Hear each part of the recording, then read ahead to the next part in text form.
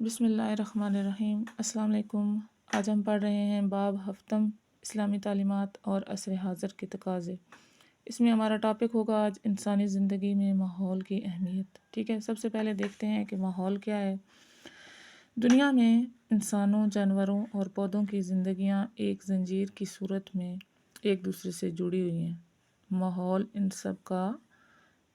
سب کے مجموعے کا نام ہے۔ ٹھیک ہے، ماحول کیسے کہتے ہیں؟ جہاں ہم سب لوگ مل کر رہتے ہیں، ان میں انسان بھی شامل ہیں، جانور بھی اور پودے بھی، جسے صاف رکھنا نہایت ضروری ہے۔ ٹھیک ہے، آگے ہم پڑھیں گے ماحول کی آلودگی کی تعریف کہ ماحول کا گندا، آلودہ اور خراب ہونا ماحول کی آلودگی کہلاتا ہے۔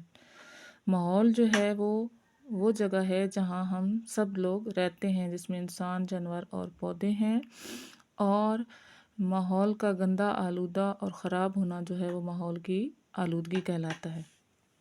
ماحول کو آلودگی سے بچانے کی فضیلت، یعنی کہ قرآن اور سنت میں کیا کہا گیا ہے۔ اللہ تعالیٰ نے قرآن مجید میں پاک صاف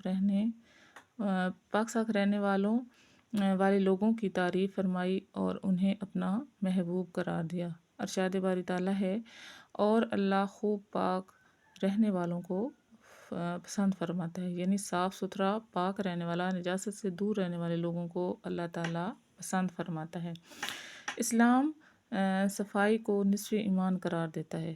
رسول اکرم خاتم النبیین صلی اللہ علیہ وآلہ وسلم کا ارشاد ہے کہ پاکیزگی جو ہے وہ نصف ایمان ہے۔ جب تک آپ پاکیزہ نہیں ہوں گے، صاف ستھرے نہیں ہوں گے، تو آپ کوئی بھی عبادت جو ہے وہ نہیں کر سکتے۔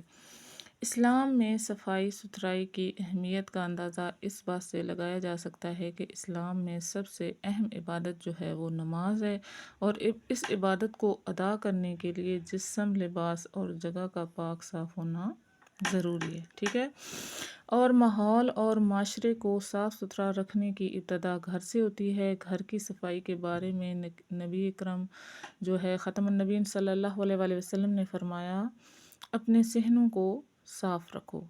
آلودہ اور تکلیف دہ ماحول سے بچنے کی اہمیت کا اندازہ اس بات سے ہوتا ہے کہ رسول اللہ خاتم النبیین صلی اللہ علیہ وآلہ وسلم نے ایمان کے 70 سے زیادہ حصے بیان فرمائے ہیں، جن میں سے ایک تکلیف دہ چیز کا جو ہے وہ راستے سے ہٹانا بھی ہے، وہ بھی ایمان کا حصہ ہے۔ وبائی امراض کے پھوٹ پڑنے کی صورت میں اسلام کی تعلیم ہے کہ ایک علاقے کو چھوڑ کر دوسرے علاقے میں نہ جایا جائے، لوگوں سے میل جول کم سے کم رکھا جائے، کیونکہ وبائی امراض وہ امراض ہوتے ہیں جو ایک دوسرے انسان کو لگ جاتے ہیں۔ ٹھیک ہے، وہ جیسے کہ پھیلتے رہتے ہیں ایک سے دوسرے کو، دوسرے سے تیسرے کو، اور علاج معالجے کے ذریعے وبا کو ختم کرنے کی کوشش کی جائے۔ اسلامی تعلیمات میں بیماریوں سے بچنے کے لیے کھانے سے پہلے ہاتھ دھونے کا حکم دیا گیا ہے، کھانے پینے کی چیز کو ڈھانپ کر رکھنے کا حکم دیا گیا ہے، نیز کھانے پینے کی چیز میں پھونک مارنے سے منع کیا گیا ہے۔ فضا کو بیماریوں کے جراثیم سے محفوظ رکھنے کے لیے کھانسنے اور چھینکتے وقت جو ہے رومال یا ہاتھ وغیرہ جو ہے وہ منہ پر رکھنے کی ہدایت کی گئی ہے۔ شور بھی جو ہے وہ بھی ماحول کی آلودگی کی ایک قسم ہے، جس سے لوگ بہت ہی نفسیاتی بیماریوں میں مبتلا ہو جاتے ہیں، اور قرآن مجید میں آواز کو دھیما رکھنے کا حکم دیا گیا ہے، اور اونچی آواز جو ہے وہ گدھے کی آواز سے تشبیہ دی گئی ہے۔ آبی مخلوقات کی بقا کے لیے پانی کو آلودگی سے بچانا بھی بہت ضروری ہے، چنانچہ اسلام نے گندگی اور غلاظت کو نہروں، دریاؤں اور چشموں میں بہانے سے سخت منع کیا ہے، کیونکہ جب مضر صحت چیزیں ہم پانی میں بہائیں گے تو جو پانی میں مخلوقات رہتی ہیں وہ اس کی وجہ سے ختم ہو جائیں گی۔ مسلمانوں کو حکم دیا گیا ہے کہ وہ غسل اور وضو کے لیے پاک اور صاف پانی استعمال کریں۔ نیچے ہے شجرکاری کی فضیلت۔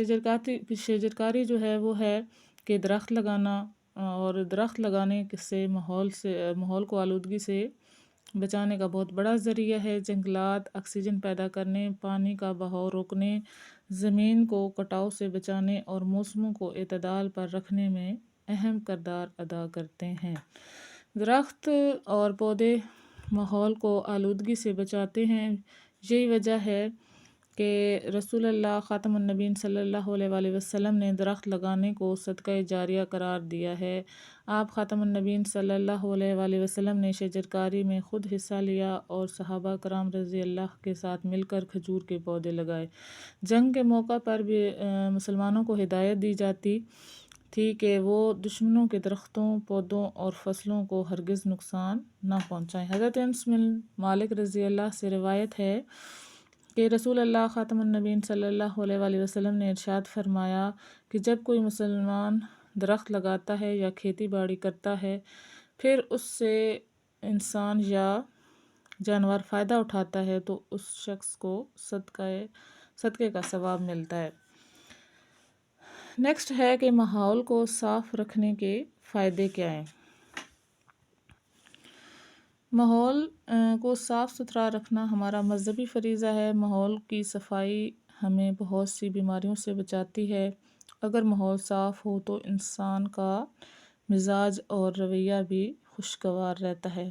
ماحول کی گندگی لوگوں کے لیے تکلیف اور اذیت کا باعث بنتی ہے۔ آلودہ جگہ انسانوں، جانوروں اور پرندوں کے رہنے کے قابل نہیں رہتی۔ ماحول کی آلودگی ایک عالمگیر مسئلہ ہے، یعنی کہ پوری دنیا کا مسئلہ ہے اور اس کی شدت میں اضافہ ہو رہا ہے۔ آلودہ ہوا، جراثیم زدہ پانی، گندگی کے ڈھیر، بے ہنگم آواز کا شور اور ملاوٹ شدہ خوراک نے انسان کی صحت تباہ کر دی ہے۔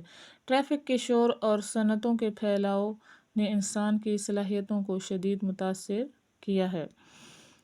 آلودگی نے انسانوں، جانوروں اور پودوں کو بری طرح متاثر کیا ہے۔ تعلیمات نبوی خاتم النبیین صلی اللہ علیہ وآلہ وسلم کے مطابق سچا مسلمان وہ ہے جس کے ہاتھ اور زبان سے دوسرے مسلمان محفوظ رہیں۔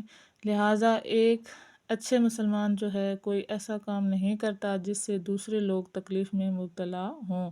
ہمیں چاہیے کہ ہم اپنے کمرے، گھر، گلی، محلے، اسکول اور ماحول کو صاف ستھرا رکھیں۔